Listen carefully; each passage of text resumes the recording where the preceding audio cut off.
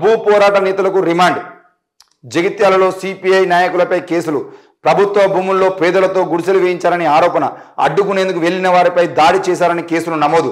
జత చేసిన పాత కేసులు. గుడిసెలు తొలగించిన రెవెన్యూ పోలీస్ అధికారులు. అరెస్టులతో భయపడేది లేదు, పోరాటాన్ని ఆపము అని చెప్పేసి సిపిఐ నాయకులు అంటున్నారు.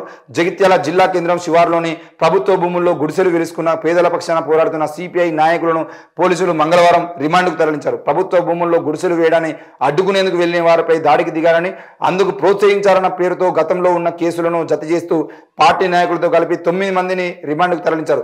పేదల గుడిసెలను రెవెన్యూ పోలీస్ సిబ్బంది తొలగించారు. జగిత్యాల జిల్లా కోర్టులలో మొదలైన పేదల భూపోరాటం జగిత్యాల జిల్లా కేంద్రానికి చేరిన విషయం తెలిసిందే. జగిత్యాల జిల్లా కేంద్రం శివార్లోని టిఆర్ నగర్లో ప్రభుత్వ భూముల్లో సిపిఐ ఆధ్వర్యంలో వేలాది మంది పేదలు గుడిసెలు వేసుకున్నారు. 3 నెలలుగా అక్కడే ఉంటున్నారు. గుడిసెలు వేసుకున్న స్థలాలకు పట్టాలు ఇవ్వాలని, ఇంటి నిర్మాణానికి 15 లక్షలు అందించాలని సిపిఐ పోరాడుతూ ఉన్నది. అంటే సిపిఐ నాయకులు, సిపిఎం నాయకులు పోరాటానికి సంబంధించిన విషయంలో ఈరోజు వాళ్ళ మీద కేసులు పెడతా ఉన్నారు. కానీ ఏమన్నారంటే వాళ్ళు అంటే ప్రభుత్వ భూముల్లో పేదలతో గుడిసెలు వేయించారు, వెళ్ళిన వారిపై దాడి చేశారని కేసులు. ఏది ఏమైనా కూడా ఈరోజు వాళ్ళ నాయకుల మీద కేసులు పెడుతున్నటువంటి కాంగ్రెస్ ప్రభుత్వం గుర్తుపెట్టుకోవాల్సింది ఏంటంటే, ఇన్ని రోజుల పాటు బీఆర్ఎస్ ప్రభుత్వం ఇండ్లు ఇవ్వలేదు, ఇళ్ల స్థలాలు ఇవ్వలేదు. బీఆర్ఎస్ పార్టీ పేదల్ని ఏ విధంగా అయితే మోసం చేసిందో 10 ఏళ్ల పాటు పాలనలో ఉన్నప్పుడు వాళ్ళు కనీసం ఇల్లు ఇవ్వకుండా, ఇళ్ల స్థలాలు ఇవ్వకుండా మోసం చేయడం వల్ల ఈరోజు వాళ్ళందరూ కూడా కాంగ్రెస్ని గెలిపించుకున్నారు. మళ్ళీ కాంగ్రెస్ అధికారంలోకి వచ్చిన తర్వాత ముఖ్యంగా కమ్యూనిస్టు పార్టీలు సపోర్ట్ చేస్తే అధికారంలోకి వచ్చినటువంటి కాంగ్రెస్ పార్టీ కూడా ఈరోజు కేసులు నమోదు చేయడం సరైనది కాదు. మరి ఇళ్ల స్థలాలకు సంబంధించిన విషయంలో ఇళ్ల స్థలాలు మీరు ఇస్తారా? పేదవాళ్ళకి అందరికీ ఇళ్ల స్థలాలు ఇస్తారా? పేదవాళ్ళందరికీ ఇండ్లు నిర్మిస్తారా? మరి ఇండ్లు లేనటువంటి వాళ్ళ పరిస్థితి ఏంది అనే విషయం మీద మీరు ఒక క్లారిటీ ఇవ్వాల్సిన అవసరం ఉంది. దానితో పాటు ఈరోజు సిపిఐ నాయకుల మీద కేసులు పెడుతున్నటువంటి పోలీసులు మరి నిన్న మొన్న కరెంటు బిల్లులు కట్టద్దు అని చెప్పేసి చెప్పినటువంటి కవిత మీద కేసులు పెట్టే అవకాశం ఉందా? మీరు కరెంటు బిల్లు కట్టగానే అని చెప్పేసి హరీష్ రావు మాట్లాడాడు, కేటీఆర్ మాట్లాడాడు. నిన్న మొన్న కొంతమంది ఎమ్మెల్యేలు కూడా, మాజీ ఎమ్మెల్యేలు కూడా మాట్లాడడానికి ప్రయత్నం చేశారు. మరి ఇవన్నిటికి సంబంధించిన విషయంలో మీరు కేసులు నమోదు చేస్తున్నారా? ఆ విషయాన్ని కూడా చెప్పాల్సిన అవసరం ఉంది. ఎందుకనంటే సిపిఐ ఎన్నో ఈ రోజు కాదు, తెలంగాణ తొలి దశ ఉద్యమం మొదలుకొని ఎన్నో సంవత్సరాలుగా భూ పోరాటాలు చేస్తూనే ఉంది.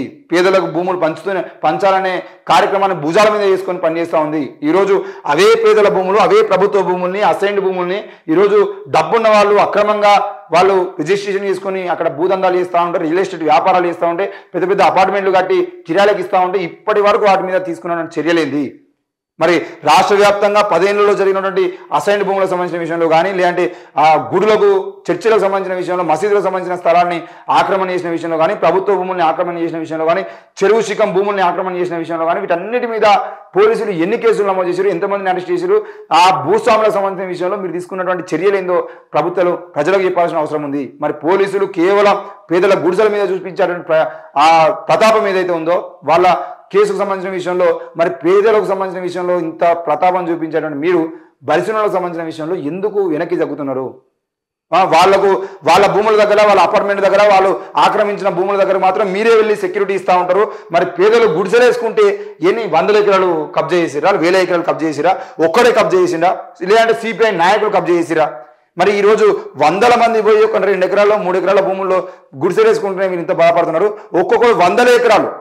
ఒక్కొక్క రాజకీయ నాయకుడు, ముఖ్యంగా బీఆర్ఎస్ ప్రభుత్వ పాలనలో 10 ఏళ్ల పాటు జరిగిన వాళ్ళ పాలనలో ఒక్కొక్కరికి 100, 200, 1000 ఎకరాల భూములు ఈరోజు ఆక్రమణకు గురైనాయి. మరి ఒక్కొక్కడు అనే భూములు ఆక్రమణ చేస్తా అంటే వాళ్ళ మీద ఎన్ని కేసులు నమోదు చేశారు తెలంగాణ పోలీసులు? ప్రజలకు చెప్పాల్సిన అవసరం ఉంది. తెలంగాణలో కొత్తగా ఏర్పడిన కాంగ్రెస్ ప్రభుత్వం కూడా ఈరోజు భూముల కోసం పోరాటం చేస్తున్న వాళ్ళ మీద కేసులు నమోదు చేసి జైలు పంపించడానికి ప్రయత్నం చేస్తున్నారు. వాళ్ళు కూడా, కాంగ్రెస్ పార్టీ కూడా ప్రజలకు సమాధానం చెప్పాల్సిన అవసరం అయితే ఉంది.